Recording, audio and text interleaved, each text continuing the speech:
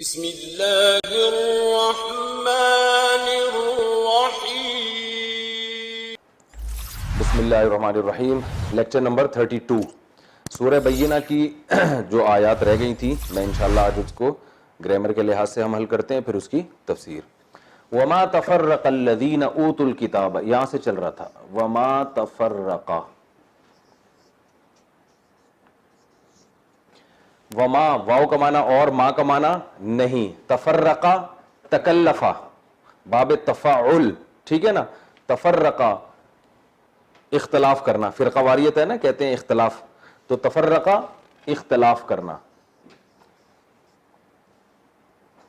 اختلاف نہیں ہوتا، یہ اختلاف ہوتا ہے، باب افتعال ہے، اکتساب کی طرح، اختلاف کیا، ماضی ہے نا، تکلفا یتکلفو تکلفا۔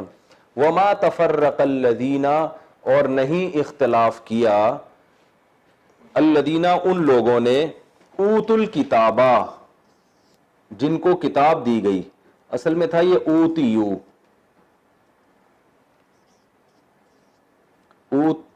غلط ہو گیا، اوتی یو، اکرمو کی طرح، ٹھیک ہے نا۔ دیکھیں اکرام، اکرام کرنا، اکرما اس نے اکرام کیا، اکرما اکرمو ان دو نے اکرام کیا، ان سب نے اکرام کیا، اکرمو ان سب کا اکرام کیا گیا۔ تو آتا یوتی ایتا ان، آتایا یؤتیو، یؤتیو کا معنی ہوتا ہے دیتا ہے، قرآن میں آتا ہے نا آتو الزکاۃ، زکات دو، ٹھیک ہے نا۔ تو اؤتیو تھا اصل میں، اؤتیو اکرمو کی طرح، دیے گئے وہ، بھئی یہ اس طرح استعمال ہوتا ہے، اتایا اکرما کی طرح، اس نے دیا، اؤتیا وہ دیا گیا، اکرما کی طرح، اوتیو وہ سب دیے گئے۔ تو یہ قرآن میں بہت استعمال ہوتا ہے، یہ لفظ یاد کر لیں۔ اوتیو کو پڑھتے کیا ہے؟ اوتو، کیونکہ یا گڑبڑ کرتی ہے نا، تو اوتیو کو کیا کرتے ہیں؟ پڑھتے کیا ہے؟ اوتو۔ تو وما تفرق الذین اوتوا، نہیں اختلاف کیا ان لوگوں نے کہ ان کو دی گئی الکتاب، کتاب، نہیں اختلاف کیا ان لوگوں نے جن کو دی گئی کتاب۔ وہ کون ہے؟ یہود و نصارہ، ان کو کتاب دی گئی تھی نا، ایک کو تورات اور انجیل۔ نہیں اختلاف کیا ان لوگوں نے جن کو دی گئی کتاب، الا مگر یہ کہ، الا کا معنی ہوتا ہے سوائے اس کے، یا مگر، لا الہ الا اللہ، نہیں ہے کوئی معبود سوائے اللہ کے۔ وما تفرق الذین اوتوا الکتاب الا من بعد،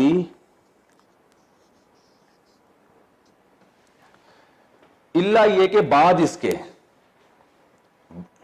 من بعدی اس کے بعد، کس کے بعد آگے آ رہا ہے؟ الا من بعدی، اگر ہم یوں کریں نا، پہلے پوری آیتیں لکھی ہوئی ہوں تاکہ مجھے یہ وہ لکھی ہوئی آیتیں جو ہے نا وہ بار بار لکھنا نہ پڑے۔ الا من بعدی ما،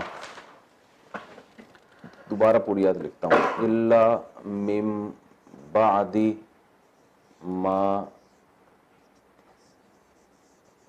جاءتہم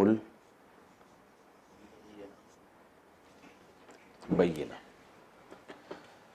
اب آیت پوری دیکھیں، وما تفرق الذین اوتوا الکتاب، نہیں اختلاف کیا ان لوگوں نے جن کو کتاب دی گئی، الا من بعدی مگر یہ کہ اس کے بعد، کس کے بعد؟ ما جاءتہم، یہ ما زائد کہلاتا ہے، یہ ما کا معنی نہیں ہے۔ وجہ اس کی یہ ہے، وجہ میں بتاؤں گا تو پھر آپ ٹیکنیکل پیچیدگی میں آ جائیں گے۔ یہ جو قبل اور بعد کے لفظ ہیں نا، یہ ناؤن پہ داخل ہوتے ہیں، یہ سینٹنس پہ داخل نہیں ہوتے، کسی بھی زبان میں نہیں ہوتے، ٹھیک ہے نا۔ جیسے ہم کہتے ہیں میں آیا زید کے بعد، تو زید ایک ناؤن ہے نا، تو یوں ہونا چاہیے من بعد زیدن، زید کے بعد، لیکن پورا سینٹنس آئے گا تو میں آیا زید کے آنا بھی نہیں، زید کا آنا، یہ بھی ایک ورب یعنی ایک اسم ہو گیا نا، زید کا آنا ایک عمل، پورا سینٹنس زید آیا، یہ ماضی ہے نا، تو اس پہ نہیں آ سکتا میں آیا زید آیا کے بعد، یہ ہو سکتا ہے؟ تو اب دیکھو جاءت اصل میں تھا جاءت، جاءت کیا تھا؟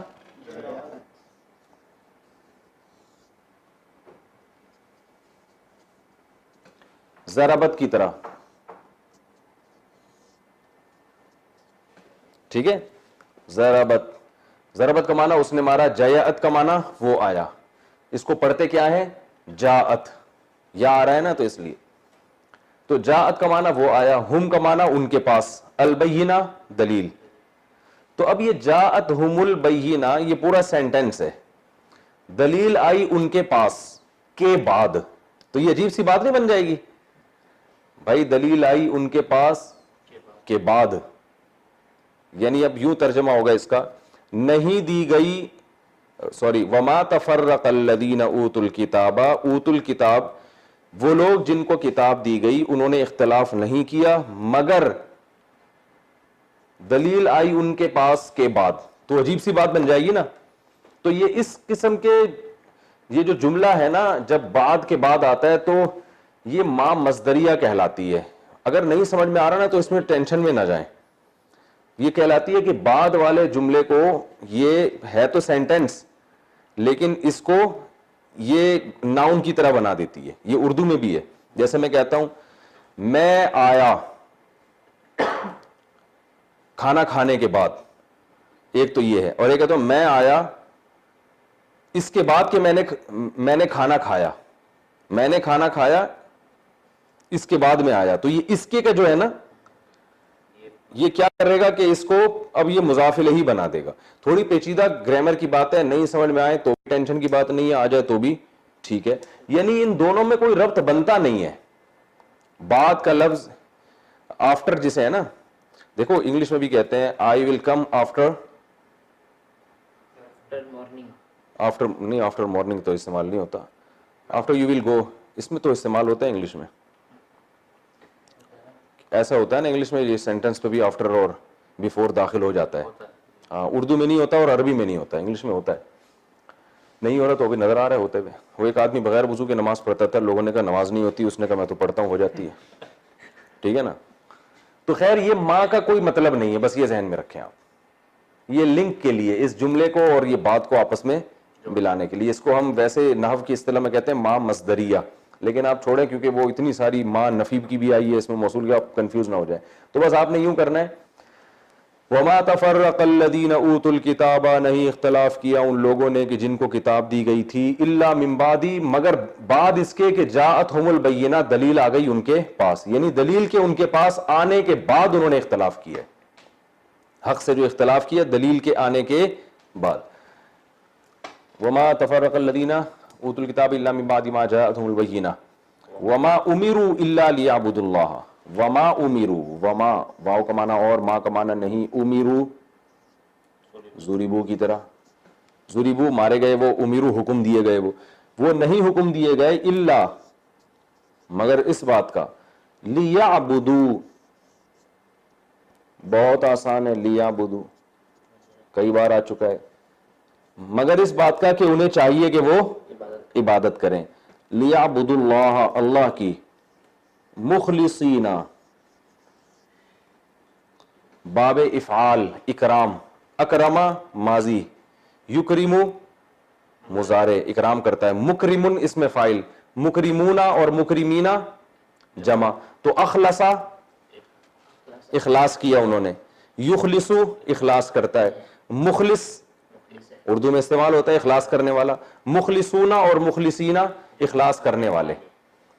تو نہیں حکم دیا گیا ان کو مگر اس بات کا کہ وہ عبادت کریں اللہ کی, اخلاص کرتے ہوئے, اخلاص کرنے والے ہوں, مخلصین لہو, اللہ کے لیے, الدین, یہاں دین سے مراد ہے عبادت, دین عبادت کو بھی کہتے ہیں. دین کے بہت سارے معنی آتے ہیں, روز جزا کو بھی کہتے ہیں, طریقے کو بھی کہتے ہیں. دین کسے کہتے ہیں؟ طریقہ. ہم کہتے ہیں نا ہمارا دین اسلام ہے, کیا مطلب ہمارا جو طریقہ ہے, جو زندگی گزارنے کا جو طریقہ ہے وہ کیا ہے؟ اسلام ہے. تو وما امروا, نہیں حکم دیا گیا ان کو مگر اس بات کا کہ وہ اللہ کی عبادت کریں, خالص کرتے ہوئے اس اللہ کے لیے عبادت کو. ٹھیک ہے نا. انہیں حکم دیا گیا تھا کہ صرف اس بات کا, ان سب اہل کتاب اور مشرکین کو حکم دیا گیا تھا کہ وہ اللہ کی عبادت کریں, خالص اسی کے لیے عبادت کو, یعنی اللہ کی عبادت کریں اسی کے لیے عبادت کو خالص کرتے ہوئے, یعنی ایسا نہیں ہو کہ اس کی بھی ہو رہی ہے کسی اور کی بھی ہو رہی ہے. وما امروا الا لیعبدوا اللہ مخلصین لہ الدین حنفاء, حنیف کی جمع آتی ہے حنفا. حنیف, ٹھیک ہے نا. حنیف کہتے ہیں باطل سے ہٹ کر سیدھی طرف چلنا. حنیف کسے کہتے ہیں؟ باطل سے ہٹ کر سیدھی طرف چلنے والے کو حنیف کہا جاتا ہے. حنف اصل میں عربی میں کہتے ہیں میلان.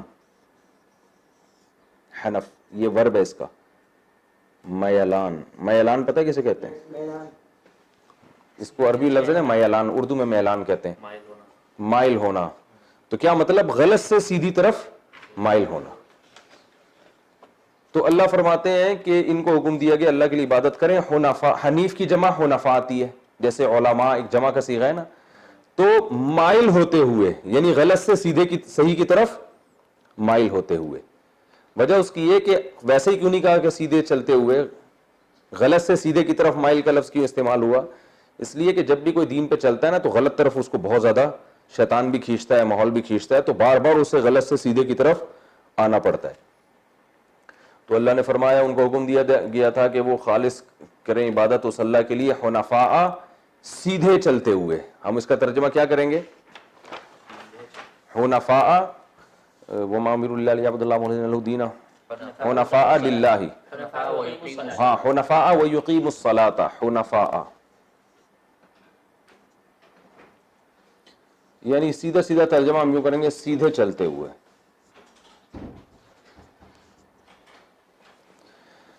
ٹھیک ہے نا. حنفاء ويقيموا الصلاة, اور ان کو یہ بھی حکم دیا گیا تھا یقیمو. یہ جو یقیمو ہے نا, پہلے تھا نا لیعبدوا, گزرا ہے نا, کہ ان کو حکم دیا گیا تھا کہ وہ عبادت کریں لیعبدوا, تو اسی پر یقیمو عطف ہو رہا ہے. عطف کا مطلب جب ہم کہتے ہیں نا میرے پاس آیا زید اور بکر اور عمر, تو آیا کا لفظ بکر اور عمر کے ساتھ تو نہیں لگا ہوا نا, لیکن شروع میں زید کے ساتھ لگا دیا, تو اب ہر ایک کے ساتھ آیا آیا نہیں لگایا جاتا. میرے پاس آیا زید, آیا عمر, آیا بکر, آیا, تو وہ اگلا بولے گا کیا ہو گیا بھائی, یہی ہو نا میرے پاس زید آیا اور بکر عمر خالد, تو وہ آیا سب کے ساتھ لگا ہوا ہے, اس کو عطف کہتے ہیں. تو اللہ نے پیچھے فرمایا کہ وما امروا الا لیعبدوا, انہیں چاہیے کہ ان کو نہیں حکم دیا گیا تھا مگر اس بات کا کہ لیعبدوا, انہیں چاہیے کہ وہ عبادت کریں. تو یقیمو بھی لی, اس کے ساتھ بھی لی لگا ہوا ہے, وہ یقیمو, اور اس بات کا حکم دیا گیا تھا کہ چاہیے کہ یہ یقیمو قائم کریں. یقیمو پہلے ہو چکا ہے نا,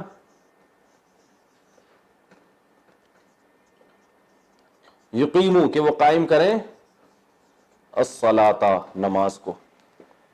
وَيُقِيمُ الصَّلَاةَ وَيُؤْتُوا, یؤتو اصل میں تھا یؤتیو,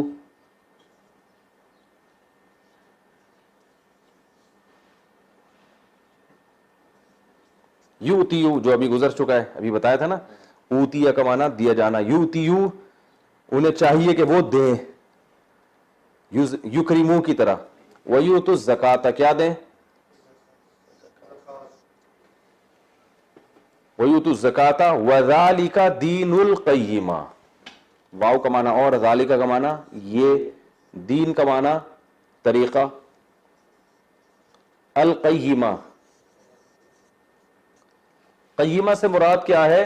پیچھے ذکر کیا نا فیہا کتب قیمہ, اس میں سیدھی تحریریں ہیں. صحیح ہے نا, بالکل جو جن کے مضامین بالکل ٹھیک ہیں. تو یہ انہی سیدھی تحریروں کا طریقہ ہے. مطلب یہ جو پیچھے اللہ نے صحیفے نازل کیے نا جن کی تحریریں بالکل کجی سے پاک ہیں, ان میں کوئی ٹیڑھا پن نہیں ہے, ان تحریروں میں بالکل صاف دین فطرت کے مطابق, تو ان تحریروں کا طریقہ یہی ہے. کیا طریقہ ہے؟ کہ نہیں حکم دیا گیا ان کو, میں اس کو آسان جب ترجمہ آخر میں کروں گا نا تو اس میں انشاءاللہ سمجھ میں آ جائے گا. وَذَلِكَ دِينُ الْقَيِّمَةِ, یہی سیدھی تحریروں کا طریقہ ہے. ٹھیک ہے نا, یعنی ان سیدھے صحیفے جو اللہ نے نازل کیے نا جن کے مضامین بالکل ٹھیک ہے, ان کا طریقہ یہی ہے. کیا ہے یہ جو پیچھے بیان ہوا نا, ان میں تو یہی باتیں لکھی ہوئی ہیں کہ نماز قائم کریں, صرف اللہ کی عبادت کریں اور زکوٰۃ ادا کریں. تو ان میں تو یہ چیزیں ہیں, لوگ تو شکایت ہو رہی ہے کہ یہ پتہ نہیں کن چیزوں میں لگ گئے ہیں. وَذَلِكَ دِينُ الْقَيِّمَةِ إِنَّ الَّذِينَ كَفَرُوا, بے شک وہ لوگ جنہوں نے کفر کیا, من اہل کتاب, اہل کتاب میں سے,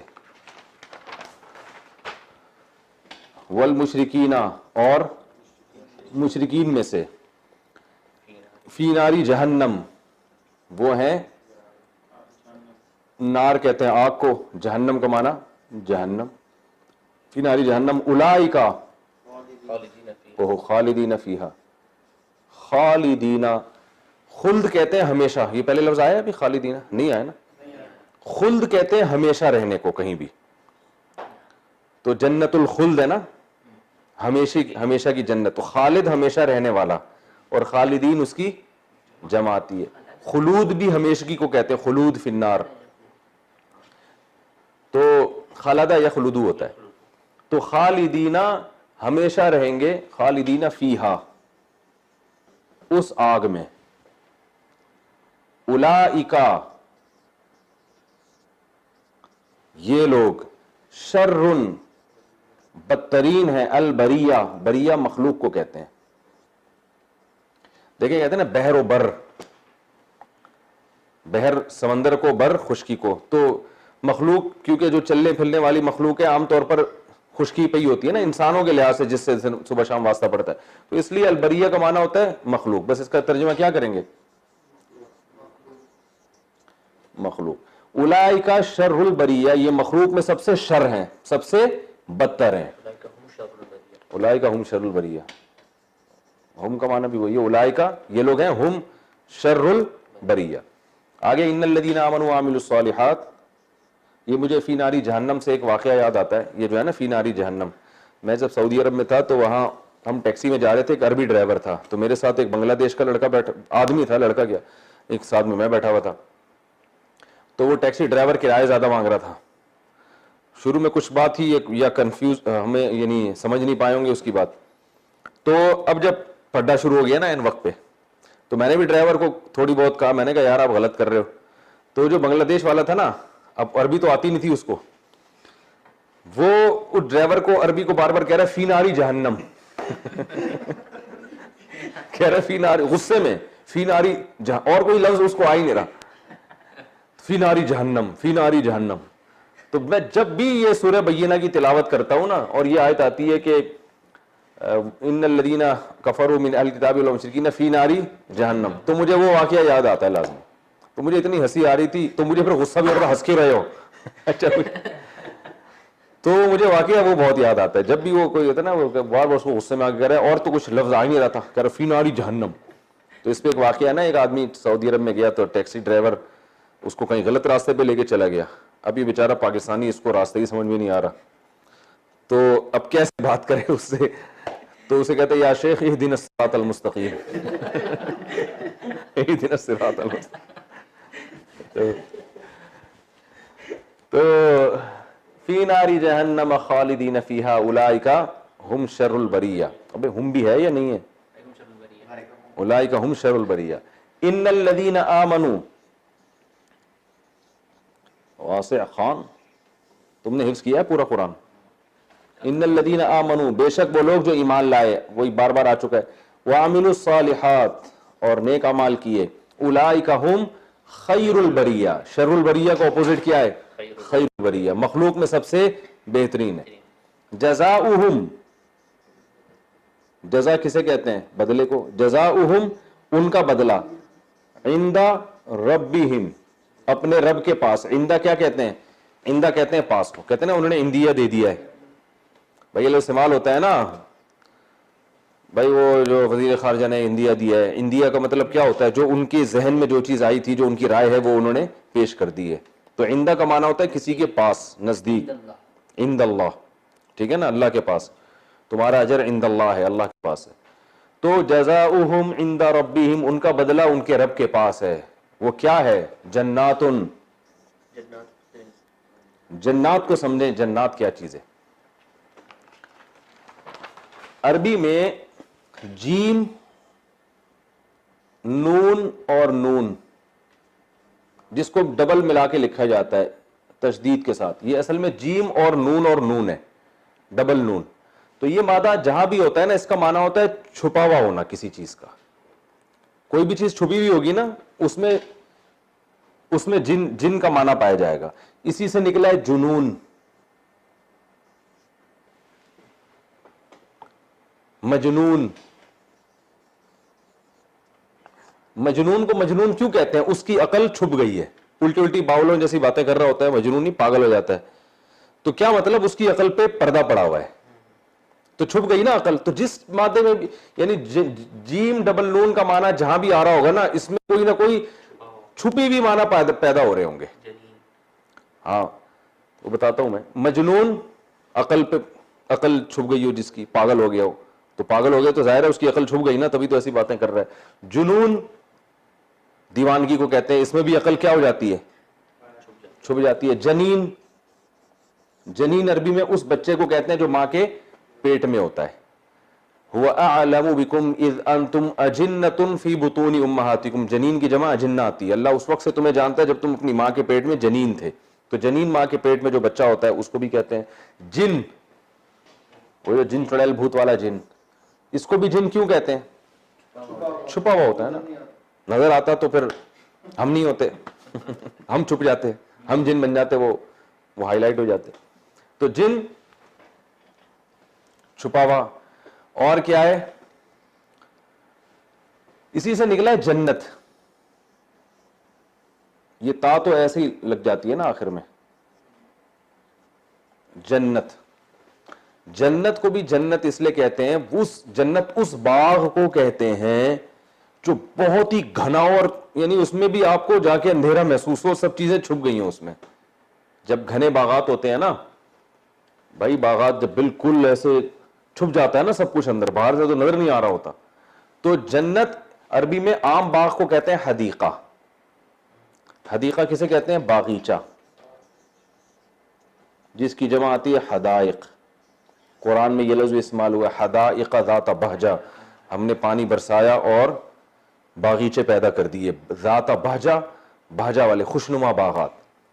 حدائق. بستان کہتے ہیں بڑے باغ کو, بستان.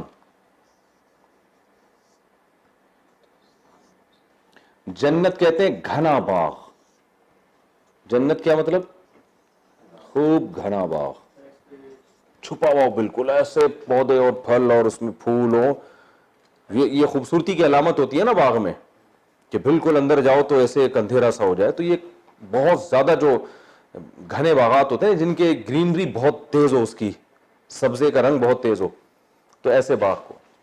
تو اس لیے قرآن میں جہاں بھی آخرت میں جو اہل یعنی جن کو نعمتیں ملیں گی نا, تو ان کے لیے جنت کا لفظ آیا, حدیقہ نہیں آیا, تو جنت کا لفظ آیا ہے. تو یہ کیونکہ بہت گھنے باغات ملیں گے, اللہ ہم سب کو دلا دے بھائی. تو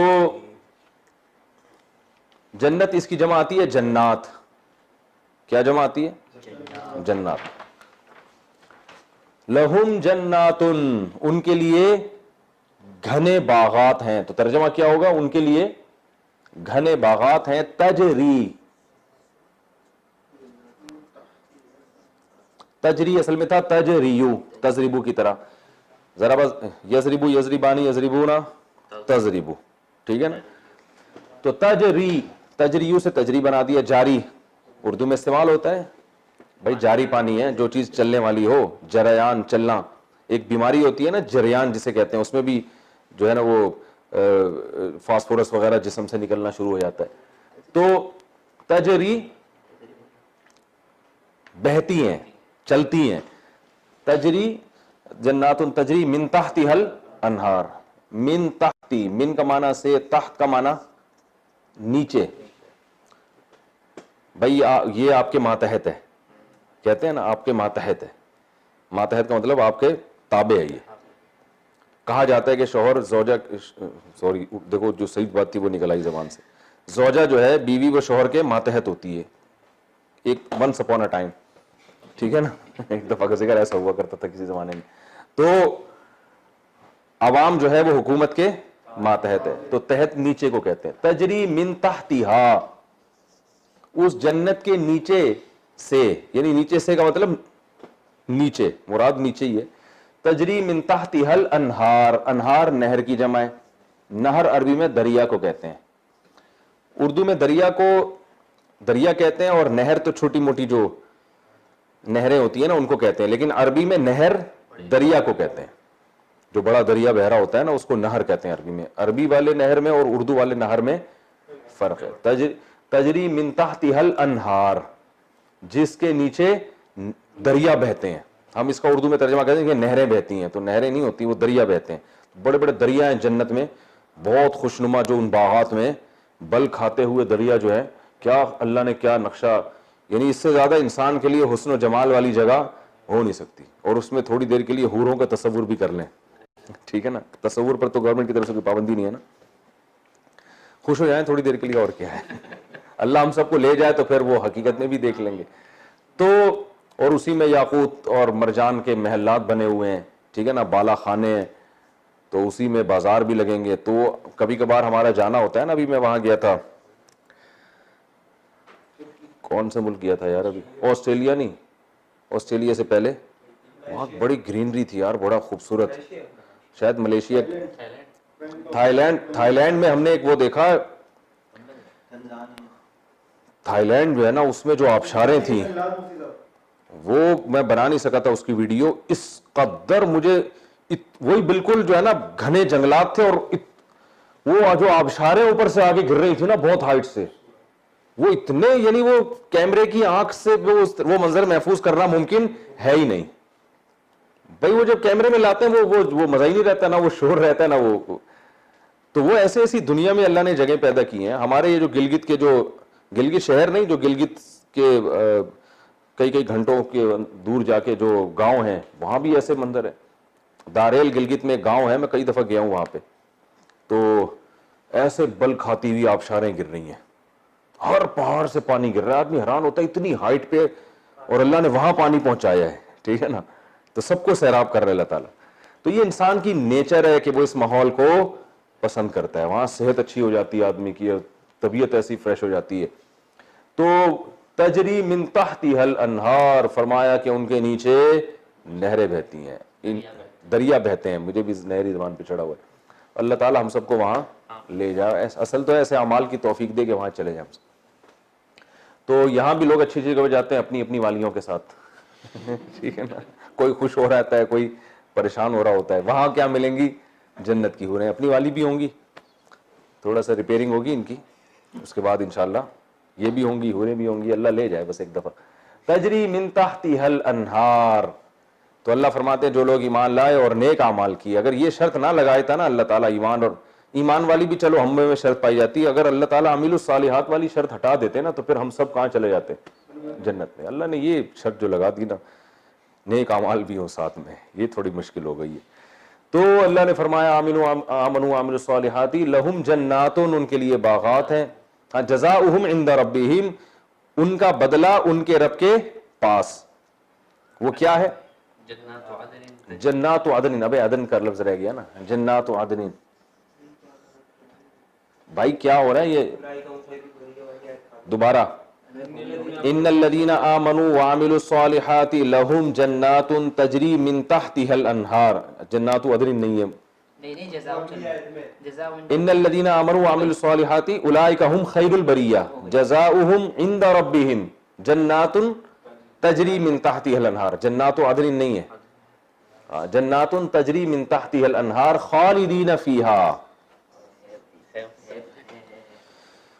یہ میرے سامنے رکھا کرو, جزاؤہم عند ربہم جنات عدن. جنات عدن ہے, عدن بھی ہمیشگی کو کہتے ہیں. عدن کسے کہتے ہیں, ہمیشہ. تو جنات عدن ہمیشگی کے باغات ہیں. ہمیشگی کے باغات کا مطلب وہ باغات جو ہمیشہ رہیں گے.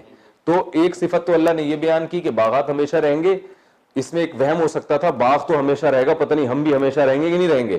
تو اللہ نے بتایا خالدین فیہا, ہمیشہ ہمیشہ ان باغات میں یہ رہیں گے. صحابہ کرام جب یہ آیتیں پڑھتے تھے روتے تھے بہت زیادہ, جہنم کی آیتیں پڑھ کے اور جنت کی, تو کہ کیسے اللہ نے اپنے نیک بندوں کے لیے نعمتیں تیار کر کے رکھی ہیں. جنات عدن تجری من تحتها الانہار خالدین فیہا ابدا. خالدین فیہا, ہمیشہ رہیں گے اس میں, ابدا, ابد کا معنی بھی ہمیشہ, ہمیشہ رہیں گے اس میں ہمیشہ. اب دیکھیں وہاں کا جو جب جہنم کا تذکرہ آیا نا تو ہمیشہ کا لفظ ایک دفعہ ذکر آیا ہے, ابدا کے ذریعے تاکید نہیں ہے. اور جب جنت کا تذکرہ آیا تو ابدا. تو ابن تیمیہ رحمہ اللہ کا 7ویں صدی ہجری میں یہ مذہب تھا جو کہ امت نے اس کو قبول نہیں کیا, کہ جہنمی ہمیشہ نہیں رہیں گے, بہت عرصے کے بعد نکل جائیں گے, یعنی مٹی ہو کے اللہ ختم کر دے گا. اور اسی طرح کی آیتوں سے وہ استدلال کرتے ہیں کہ بھئی جنت میں تو اللہ نے تاکید کر دی ہمیشہ کی, وہاں ہمیشہ کا لفظ ایک دفعہ آیا ہے, تو وہ تعویل کرتے ہیں کہ وہاں ہمیشہ سے مراد ہمیشہ نہیں ہے بلکہ بہت طویل عرصہ. لیکن یہ اجماع امت کے خلاف ہے, اس لیے امت نے اس کو لیا نہیں, کیونکہ قرآن میں کئی جگہ آیا ہمیشہ کا لفظ جو ہے نا جہنم کے بارے میں. بہرحال اللہ اگر جہنم کو ختم کر دے اور ان کو سزا دینے کے بعد مٹی بنا دے تو ہمیں کوئی خوشی ہونا چاہیے, ٹھیک ہے نا. لیکن بہرحال قرآن سے اور حدیث سے پتہ یہ چلتا ہے کہ غیر مسلم جو کافر جس کو حجت تام ہو گئی ہو, ہاں کسی کے پاس رسول کی تعلیم ہی نہ پہنچی ہو وہ تو ایک الگ بات ہے, جس پر اللہ کی طرف سے حجت تام ہو گئی اور پھر بھی اس نے ایمان نہیں لے کر آیا تو وہ ہمیشہ ہمیشہ جہنم میں جلتا رہے گا. اللہ تعالی ہماری حفاظت فرمائے. خالدین فیہا ابدا رضی اللہ عنہم, راضی ہو گیا اللہ عنہم ان سب سے, ورضو, رضو اصل میں تھا رضیو, کیا تھا سمیعو کی طرح, لیکن پڑھا کیا جاتا ہے رضو. ورضو عنہ, اور وہ راضی ہو گئے اللہ سے. اب یہ ہے تو ماضی لیکن فیوچر کے معنی میں, کیونکہ ساری باتیں کس کی چل رہی ہیں, فیوچر کی چل رہی ہیں نا. تو اس سے پتہ چلتا ہے کہ یہاں بھی پاس سے مراد کیا ہے, کہ اللہ بھی ان سے راضی ہو جائے گا اور وہ بھی اللہ سے راضی ہو جائیں گے. جب وہ نعمتیں دیکھیں گے وہ بھی اللہ سے خوش ہو جائیں گے. ویسے تو دنیا ایمان والے آج بھی اللہ سے خوشی ہیں, لیکن وہاں ابھی تو پھر بھی یہ وسوسے آتے ہیں نا, پتہ نہیں اللہ تعالیٰ نے ہمیں آزمائش میں ڈالا ہوا ہے, کبھی آزمائش ختم ہوگی, لیکن وہاں واقعی خوش ہو جائیں گے. اور اگر ہم اس کو ماضی کے معنی میں رکھیں تو بھی ٹھیک ہے, کہ یہ وہ لوگ تھے کہ جو اللہ سے راضی ہو گئے تھے دنیا میں اور اللہ ان سے راضی ہو گیا تھا. تو یہ دونوں تفسیریں ٹھیک ہیں.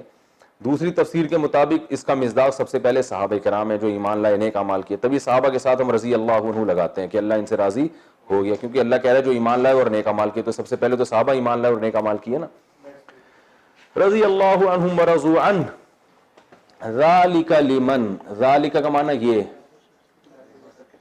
لی من, لی کا معنی لیے, من کا معنی وہی الذین کے معنی میں نا, من وہ شخص یا وہ جو کہ, لمن خشیہ, خشیہ سمع کی طرح ڈرنا, خشیت ہے نا, خشیت الہی, خشوع و خضوع کہتے ہیں نا, تو خشوع تو خیر الگ چیز ہو جاتی ہے, تو خشیت خوف کو کہتے ہیں. ذالک لمن, یہ اس شخص کے لیے ہے جو ڈرے ربہ, اپنے رب سے. یعنی یہ جو نعمتیں ہم نے بیان کی ہیں اور اللہ کی رضا کا پروانہ جو ہے, یہ ان لوگوں کے لیے جو اپنے رب سے ڈرتے ہیں. اب میں اس کا آسان ترجمہ کر دیتا ہوں, 7 منٹ باقی, آسان ترجمہ کر دیتا ہوں, پھر تفسیر بھی اسی میں انشاءاللہ ہو جائے گی, آسان ہے.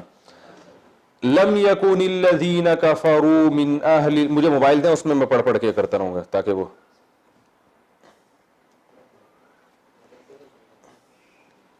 لم یکن الذین کفروا من اہل الکتاب والمشرکین منفکین حتی تأتیہم البینہ. اگلا صفحہ کہاں ہے, رائٹ لیفٹ, ہاں صحیح ہے صحیح ہے. اللہ نے فرمایا لم یکن الذین کفروا, نہیں ہوئے کافر لوگ اہل کتاب میں سے اور مشرکین میں سے, منفکینہ کہ وہ جدا ہو جاتے, کس سے, یہاں محذوف ہے, اپنے باطل دین سے, اپنے باطل دین سے الگ ہو جاتے, حتی تأتیہم البینہ, یہاں تک کہ ان کے پاس دلیل آ جائے. یعنی مطلب یہ ہے کہ یہ جو کافر اور مشرک لوگ ہیں جو نبی صلی اللہ علیہ وسلم کے دور میں تھے, لم یکن, یہ ایسے تھے ہی نہیں کہ جب تک ان کے پاس واضح دلیل آ جاتی اس وقت تک یہ باطل دین سے ہٹتے ہی نہیں, ٹھیک ہے نا. یعنی یہ ایسے تھے ہی نہیں کہ ہٹ جاتے باطل دین سے جب تک ان کے پاس دلیل نہ آ جاتی. مطلب یہ کہ اپنے کفر پہ اور گمراہی پر اتنے مضبوط تھے کہ یہ ہٹنے والے تھے ہی نہیں. ہٹنے کا چانس اس صورت میں تھا کہ ان کے پاس واضح دلیل آ جائے. یہ ہم ایسے موقع پہ یہ جملہ استعمال کرتے ہیں کہ جب کوئی شخص بہت زیادہ گمراہ ہو نا, تو آپ کسی کو بھیجو کہ بھائی تم جاؤ اس کو جا کے سمجھاؤ, تو ہم کہتے ہیں وہ بندہ ایسا ہے ہی نہیں کہ وہ گمراہی سے توبہ کر لے. تو آپ کی باتوں سے وہ توبہ کرنے والا ہے جب تک وہ بالکل چڑھتے سورج کی طرح اس کے پاس دلیل نہیں آ جائے گی نا. لم یکن منفکینہ, وہ دین باطل سے ہٹنے والا ہے ہی نہیں, سمجھ رہے. تو اب اس سیاق و سباق میں آج سمجھیں. لم یکن الذین کفروا, اللہ فرماتے ہیں جنہوں نے کفر کیا, من اہل الکتاب والمشرکین, اہل کتاب اور مشرکین میں سے. تو لم یکن منفکین, وہ دین باطل سے ہٹنے والے تھے ہی نہیں, حتی تاتیہم البینہ, جب تک کہ واضح دلیل نہیں آ جاتی ان کے پاس. تو واضح یعنی اتنے زیادہ گمراہ ہو چکے تھے کہ جب تک اللہ تعالیٰ روز روشن کی طرح دلائل نہ بھیجتا وہ اسی گمراہی میں اور مزید گھستے چلے جاتے. پھر اللہ نے آگے بتایا واضح دلیل سے ہماری مراد کیا ہے, رسول من اللہ, اللہ کی طرف سے ایک رسول, یتلو صحفا مطہرہ, جو پاکیزہ صحیفے پڑھ پڑھ کے سنائے ان کو. تو جب تک رسول ان کے پاس نہ آ جاتا انہوں نے سیدھے راستے کو فالو کرنا تھا ہی نہیں, کیونکہ انسان سیدھا راستہ عقل سے پہچان لیتا ہے نا.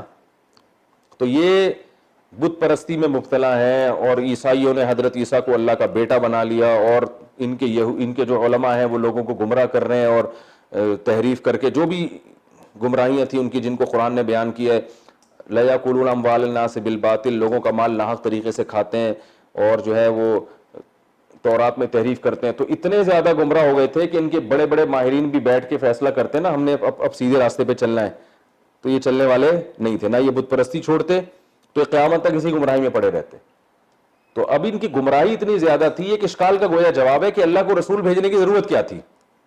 تو اللہ نے بتا دیا کہ تم اتنے گمراہ ہو گئے تھے کہ تم رسول بھیجے بغیر تمہارے سدھرنے کا چانس ختم ہو گیا تھا, تو اس لیے اللہ نے رسول بھیجا ہے, واضح دلیل بھیجی. اور واضح دلیل کیا ہے؟ وہ رسول جو باقاعدہ براہ راست اللہ کا کلام پڑھ کے سنائے, تو براہ راست اللہ کی طرف سے گائیڈنس اس پہ نازل ہو.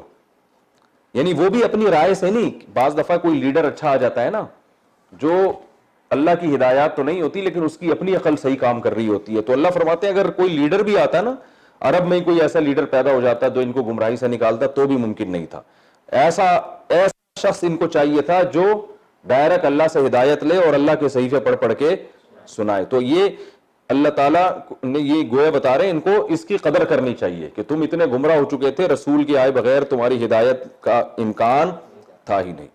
تو لم یکن الذین کفروا, لم یکن نہیں تھے کافر لوگ اور مشرکین, منفکین جدا ہونے والے, حتی تاتی, جدا سے مراد باطل دین سے جدا ہونے والے, حتی تاتیہم البینہ, یہاں تک کہ ان کے پاس دلیل آ جاتی. وہ دلیل کیا ہے؟ رسول من اللہ یتلو صحفا مطہرہ, جس رسول جو تلاوت کرتے ہیں ایسے صحیفوں کی جو کیا ہیں؟ پاکیزہ ہیں. فیہا کتب قیمہ, جس میں سیدھی تحریریں, بالکل جیسے مشرکین کی باتیں ہوتی ہیں نا ہوائی, یہ والا بت فلاں کام کرنے کا, یہ فلاں کام کرنے کا, یہ یوں, تو ایسے ہوائی نظریات جو آج بھی ہندوؤں میں آپ کو ملتے ہیں اور باطل لوگوں میں, تو اللہ فرماتے ہیں ایسی سیدھی تحریریں ان کو چاہیے تھی جن میں بالکل سیدھی سیدھی, جیسے قرآن کی باتیں تمام تعریفیں اللہ کے لیے, صحیح ہے نا. امن جعل الارض قرارا, بلا بتاؤ زمین کو کس نے قرار بنایا. جو قرآن کے مضامین ہو تو بالکل فطرت کو اپیل کرتے ہیں. تو اللہ نے فرمایا رسول من اللہ یتلو صحفا مطہرہ فیہا کتب قیمہ, جس میں تحریریں ہیں بالکل سیدھی, اور فیہا کتب قیمہ. وما تفرق الذین اوتوا الکتاب, اب اللہ تعالیٰ اہل کتاب کی ایک شکایت کر رہے ہیں کہ اہل کتاب نے جو اختلاف کیا نا پیغمبر سے, یعنی پیغمبر تو ہم نے بھیج دیے لیکن اہل کتاب کیا کر رہے ہیں؟ وہ لوگ جن کو کتاب دی گئی وہ پیغمبر سے اختلاف نہیں کر رہے, الا من بعد ما جاءتهم البینہ, مگر اس کے بعد کہ ان کے پاس واضح دلیل آ چکی ہے. تو اہل کتاب کا تذکرہ اس لیے کیا کہ ان کو تو پہلے ایمان لانا چاہیے نا, ان کی تو کتابوں میں پیغمبر کا تذکرہ ملتا ہے. مشرکین مکہ تو بالکل ہی جاہل ہیں, تو ان کو تو ایمان لانا چاہیے تھا. تو اللہ فرماتے ہیں اتنی واضح دلیل آنے کے بعد بھی یہ اختلاف کر رہے ہیں, تو یہ اس کی علامت نہیں کہ دلیل واضح نہیں ہے, بلکہ دلیل واضح ہونے کے باوجود یہ ہٹ دھرمی کی وجہ سے اختلاف کر رہے ہیں. اور اللہ نے فرمایا وما امروا, ان کو پہلے بھی یہی بات کا حکم دیا گیا تھا. یعنی اسلام ان کو جس بات کا آرڈر دے رہا ہے نا, یہ کوئی نئی باتیں نہیں ہیں, اصل ان کے دین کی تعلیمات تو یہی ہیں. تو ان کو تو اور زیادہ فالو کرنا چاہیے کہ اسلام کوئی نیا دین نہیں ہے بلکہ وہی دین ہے جو حضرت عیسیٰ اور موسیٰ علیہ السلام لے کر آئے. تو اللہ نے فرمایا وما امروا, ان کو نہیں حکم دیا گیا تھا یعنی ماضی میں, الا مگر اسی بات کا حکم دیا گیا تھا, لیعبدوا اللہ مخلصین لہ الدین, کہ یہ اللہ کی عبادت کریں اسی کے لیے دین کو خالص کرتے ہوئے. تو انہوں نے ان تعلیمات کو چھوڑ دیا, اسی کے لیے عبادت کو خالص نہیں کرتے. عیسیٰ ابن مریم کی بھی عبادت ہو رہی ہے, اور جو ہے نا یہود نے اپنے علماء کو معبود بنا لیا تھا, وہ کیسے وہ ہم بعد میں پڑھیں گے انشاءاللہ. مخلصین لہ الدین حنفاء, بالکل سیدھا چلتے ہوئے, باطل دین سے بالکل سیدھا چلتے ہوئے. میں ترجمہ کر لوں اس کا, وَيُقِيمُ الصَّلَاةَ, اور ان کو حکم دیا گیا تھا کہ نماز قائم کریں, وَيُؤْتُوا الزَّكَاةَ اور زکات دیا کریں, وَذَلِكَ دِینُ الْقَیِّمَةِ یہی اس سیدھی تحریریں جو ہے نا, جو سیدھے صحیفے ہیں, ان کا طریقہ یہی تھا. تو پہلے جو تورات اور انجیل میں جو اللہ نے صحیفے نازل کیے ان میں بھی یہی بات تھی, اور قرآن بھی یہی کہہ رہا ہے, اور یہی چیز انہوں نے کیا کر دی ہے, چھوڑ دی ہے. ان الذین, اب آگے اللہ تعالیٰ دھمکی دے رہے ہیں جو لوگ کافر ہوئے اہل کتاب میں سے اور جو مشرکین ہیں, یعنی یہ بتا دیا کہ جو ہمارے پیغمبر آئے ہیں نا واضح دلیل کے ساتھ, اب یہ ان پر ایمان لانا آپشنل نہیں ہے کہ تم لانا چاہو تو لے آؤ, فالو کرنا چاہو تو کر لو, نہیں کرنا چاہو تو نہیں کرو. اللہ فرماتا ہے اب دلیل آ چکی ہے. ان الذین کفروا, لہذا جو بھی انکار کریں گے, کفر کہتے ہیں انکار کرنا, اہل کتاب میں سے اور مشرکین میں سے, فی ناری جہنم, وہ جہنم کی آگ میں ہوں گے, خالدین فیہا, جس میں وہ ہمیشہ رہیں گے, اولئک ہم شر البریہ, اور اللہ کی نظر میں وہ سب سے بدترین مخلوق ہیں. ان الذین آمنوا وعملوا الصالحات, جو ایمان لائے اور نیک اعمال کیے, اولئک ہم خیر البریہ, وہ سب سے بہترین مخلوق ہیں. جزاؤہم عند ربہم, ان کا بدلہ ان کے رب کے نزدیک, جنات عدن تجری من تحتها الانہار, ہمیشگی کے باغات ہیں جن کے نیچے نہریں بہتی ہیں, خالدین فیہا ابدا, جس میں ہمیشہ رہیں گے. رضی اللہ عنہم ورضوا عنہ, اللہ ان سے راضی ہو گیا اور وہ اللہ سے خوش ہیں. ذالک لمن, یہ اس شخص کے لیے ہے, خشی ربہ, جو اپنے رب سے ڈرتا ہے. اس صورت کی تفسیر بھی ترجمے میں ہی آ گئی ہے, کوئی الگ سے تفسیر نہیں ہے. اس میں اللہ تعالیٰ نے بتایا ہے, میں چاہ رہا ہوں تاکہ اسی ایپیسوڈ میں تفسیر بھی ہو جائے, کہ اس میں اللہ تعالیٰ نے بتا دیا کہ مشرکین مکہ اور یہود و نصارہ کو تو احسان ماننا چاہیے کہ اتنے زیادہ گمراہ ہو چکے تھے کہ جب تک اتنا شاندار نبی نہ آتا انہوں نے ایمان لانا تھا ہی نہیں. تو اللہ نے ان کے ایمان کے لیے ایسے شاندار پیغمبر کو بھیج دیا اور اس پر باقاعدہ اپنا کلام نازل کیا. تو اس کے باوجود یہ جو اختلاف کر رہے ہیں, تو یہ دلیل کے آنے کے بعد اختلاف ہے جو قابل معافی نہیں ہے, اور لہذا قابل معافی نہیں ہے تو جو ایمان نہیں لائیں گے ان کا یہ حشر ہوگا, اور جو ایمان لائیں گے ان کو یہ جزا ملے گی. اللہ تعالی ہمیں سمجھنے کی, عمل کرنے کی توفیق عطا فرمائے.